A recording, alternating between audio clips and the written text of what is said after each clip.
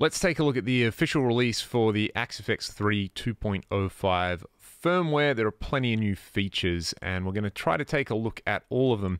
The big one that I've noticed is that the cab block has got a lot of love. So I'm using this Tweed Twin preset at the moment, using the 5F8 Tweed, and I'm using one of my own IRs at the moment. So we're going to sort of dive in here. But first, let's just have a listen to the clean sound. This is my YJM Strat on the neck pickup.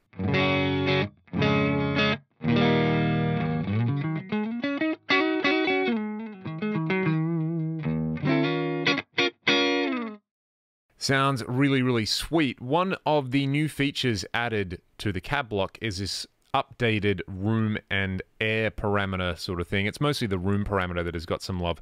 We have a few new parameters. We've got the floor reflections parameter, and we've got the room diffusion parameter. There were a few issues, I think, in an earlier firmware with the low frequency and high frequency damping, but they're working perfectly now. So let's do this. What I'm going to do is I'm going to crank the room all the way up, and we'll just have a listen to it with the floor reflections on 0 and no damping.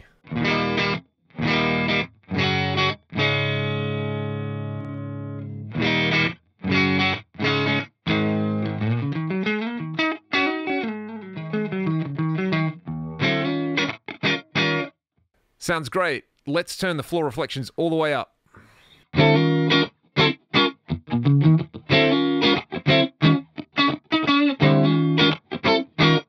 That's a huge difference, right? And essentially with it at 100%, that would be like a super reflective surface, like something like, probably like concrete, I would guess. And turning it down further, you know, you get sort of like wood and more absorbent materials all the way down to 0.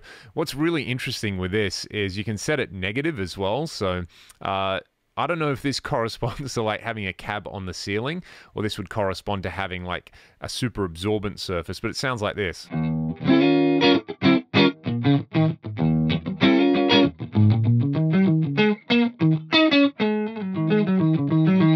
I like to tell myself that it's like being able to put your cab on the ceiling, but I like this one at a little bit lower than stock values, which is at about 40%.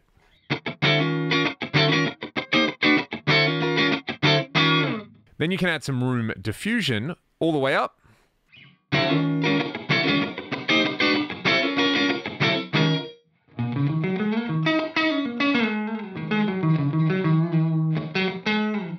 Which sounds interesting. Again, this kind of sounds like a really short reverb. I like this value quite low. It just adds a little bit of almost kind of like a metallic high-end thing if you crank it up too high, but low values I think sound really good.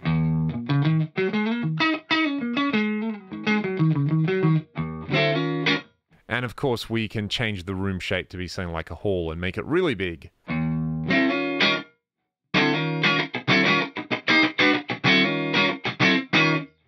And then if you're not super fussed on the amount of, say, high frequency there, turn the damping up.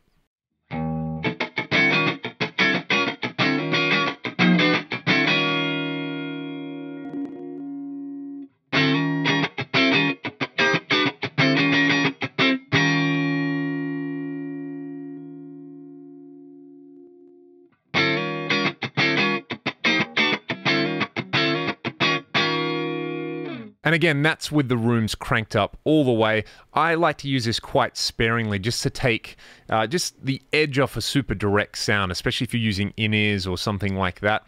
I find normally for clean sounds, I like it at about 60%. For distorted sounds, I like it a little bit further down, say at about 30%. Say if I added a drive block.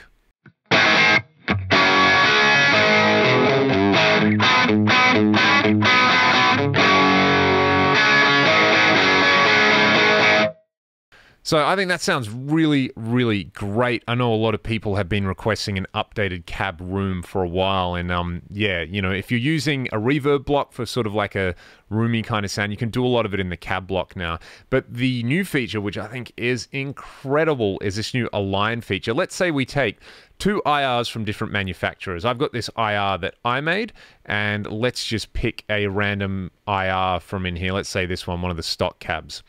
So if we have a look at the alignment, my IR isn't minimum phase transferred, so that when I kick this other cab in, you can see that the alignment's off. So when I play, it's going to sound out of phase.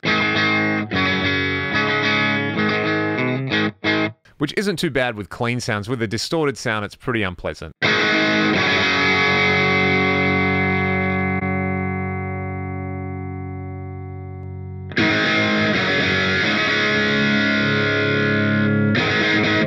And, you know, that's just a case where, like, a lot of crummy sounds when you're multi-miking are just that the mics aren't in phase. So what we can do here is we can actually just move the IR around, which is kind of cool.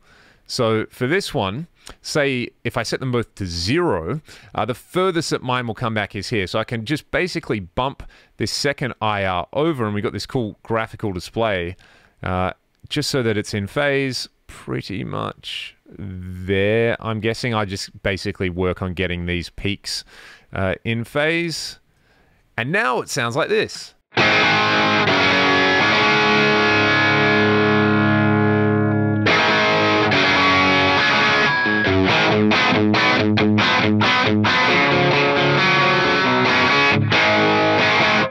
One of the new features, which I'm not going to demo here, is that the IR capture facility also lets you choose between minimum phase transferred IRs and essentially a raw format. So for me, I didn't shoot this IR with the Axe-FX 3, as you can tell by the you know, the little gap at the start here. This one looks like it was, or it at least looks like it's been minimum phase transferred. So if you prefer the sound of non-minimum phase transferred IRs, you can go ahead and shoot those with your Axe-FX 3. And then when you want to blend them with basically any other IR, you've got this amazing way of doing it just by sort of shifting them around manually, which is incredible. I wish there was something like this for multi-mics in a real studio. But then again, I don't really need that because I'm using the 3 to record everything. So yeah, it just sort of takes that to a whole other level of usability and tweakability. So I love that. Another new feature is this analog compressor block, moving away from the cab block and the IRs. It sounds like this.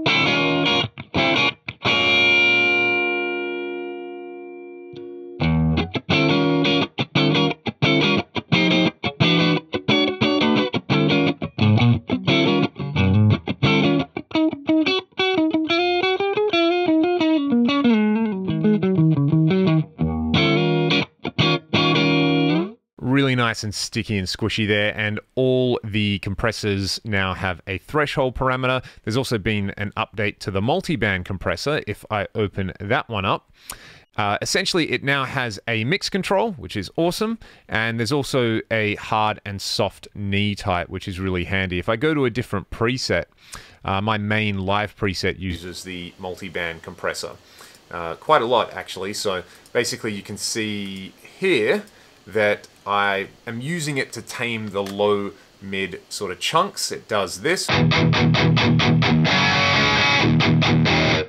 of those infamous anti-sneap settings, and if I change it to a soft knee, this is the difference.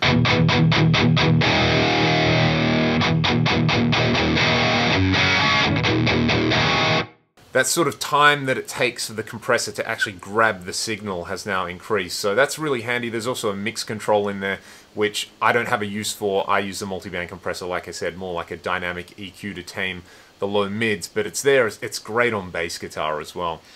Speaking of bass guitar as well, the Ampeg SVT model has been updated. And there's also a brand new Portaflex model, which is not mentioned in the release notes. So if you've only read the release notes, go and check out the Portabase. This is what the new SVT sounds like in comparison to the Portaflex.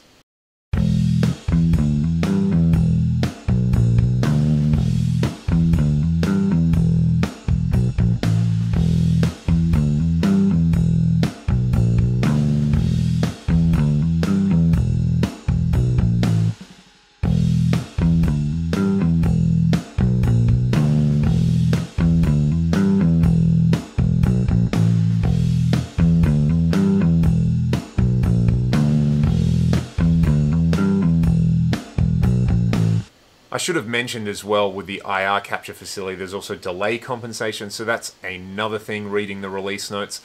Furthermore, with the MIDI side of things and the FC side of things, you can now set a volume increment or decrement I think that's how you say it, using a MIDI CC message. So basically, you know, you can set up your MIDI controller where it's like, if you want a little bit more volume, you can assign that to a button. If you want a little less volume, you can assign that to a button and use them to increase and decrease the volume, which is a very, very handy feature for basically any advanced MIDI user. Oh, all right, there we go. That is what's going on with the Axe-FX 3 Quantum 2.05 firmware.